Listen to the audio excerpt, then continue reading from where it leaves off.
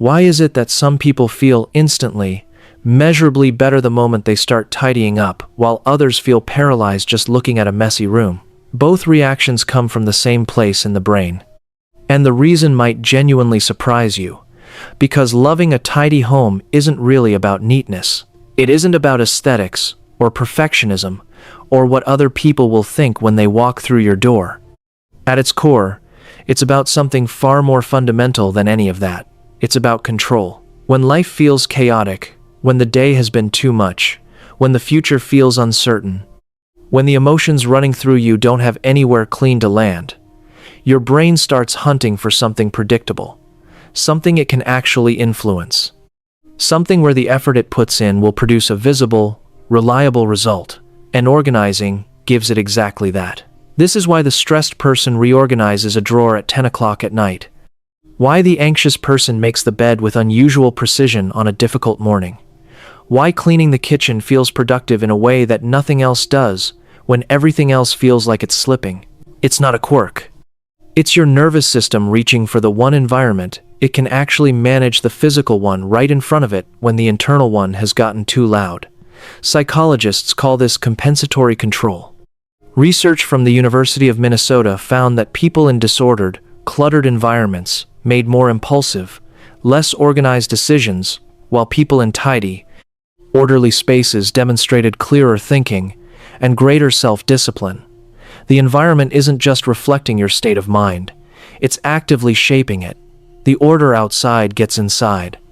The chaos outside does too. And then there's what happens in your brain at the biological level.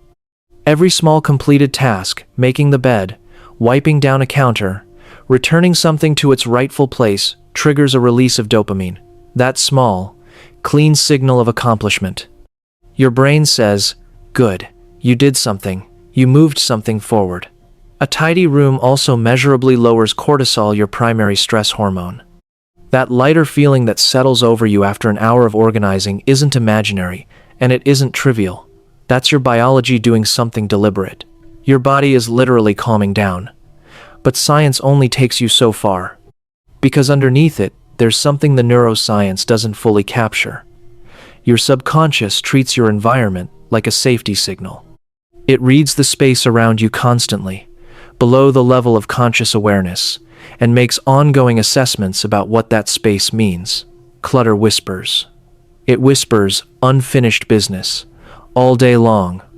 Every item out of place, every surface covered, every space that doesn't quite look like you intended, each one sends a small, persistent signal to the part of your brain that monitors for unresolved things. Most people can tune it out. But for people who feel everything intensely, people whose nervous systems are already running at high sensitivity, that whisper becomes noise.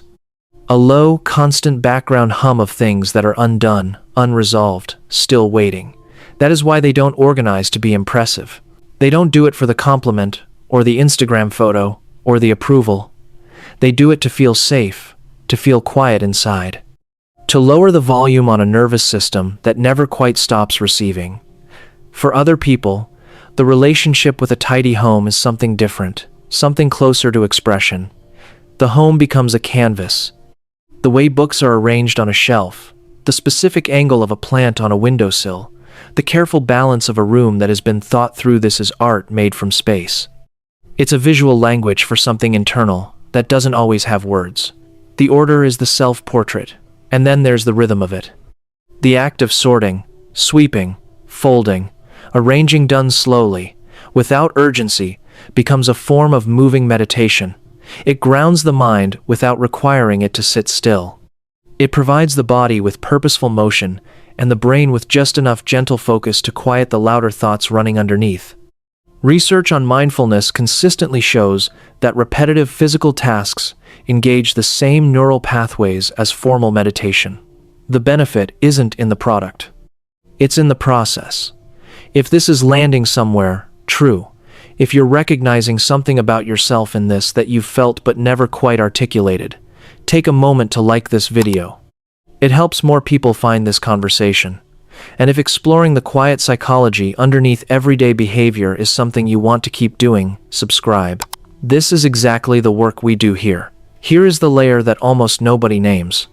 And it might be the most important one. Organizing is often, at its deepest level, about letting go. Every item you release, the old clothes that belong to a version of you that no longer exists, the broken things you kept because throwing them away felt like admitting something, the gifts you never used but held onto out of obligation, each one is a small, quiet act of revision. A tiny version of saying, I don't need to carry this part of the story anymore. This is no longer who I am. This is why decluttering can feel unexpectedly heavy. Why can it bring tears that don't quite make sense? Why going through a closet sometimes feels like going through something much larger than a closet. You are not just sorting objects. You are making decisions about your own narrative, deciding what the next chapter gets to contain and what it doesn't. Researchers studying the psychology of possessions, particularly the work of Dr. Mihaly Csikszentmihalyi, on how objects carry meaning, found that people embed significant emotional and identity information into their physical belongings. When you let something go, you are not just releasing an object. You are releasing the self-concept that came attached to it. The version of you that bought it, kept it, believed it still applied. You are rewriting your inner story through your stuff. And here is what ties all of it together. Your surroundings are always in conversation with your mind, whether you're aware of it or not. A tidy space whispers one thing: you're capable, you're in control. Things here are as they should be. A messy one whispers something else: you're overwhelmed. Things are pending, you haven't caught up yet. Neither whisper is the final truth about you. But your nervous system doesn't always know that. It receives the signal from the environment and responds accordingly. Which is why cleaning the kitchen at the end of a hard day doesn't just clean the kitchen. It changes the internal conversation. It gives the brain evidence that something was handled, something was completed, something is now as it should be. Changing the outside to change the inside. And this is why organizing, at its most honest, is not really about objects at all. It's about choosing. This matters, this stays, this can go. Every shelf becomes a quiet declaration of how you want to live. Every cleared surface becomes evidence that clarity is possible, that you can create it, that you have already done so here. Clear, calm, intentional. There's a paradox worth sitting with, though. The people who most deeply need the peace that a tidy space brings are often the same people whose spaces become hardest to maintain. Because anxiety creates clutter just as surely as clutter creates anxiety. Because when the internal world is most chaotic, the external one tends to reflect it, and then the reflection amplifies the original feeling, and the cycle continues. Understanding this doesn't immediately break the loop, but naming it honestly does something important.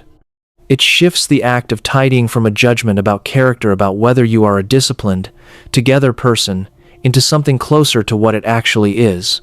An act of care toward yourself. A deliberate decision to give your nervous system something it needs. Not a standard to be met. A practice to return to.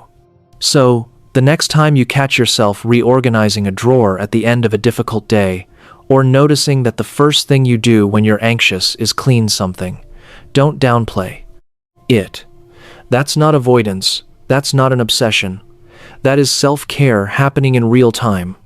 Your body, your mind, and your environment lining up in a way that actually helps. Peace is not something you stumble into. It is not something that arrives when conditions are finally perfect. It is something you build, in small increments, one completed task at a time, one cleared surface at a time, one deliberate choice about what stays and what goes. That's not a small thing. That is the whole thing.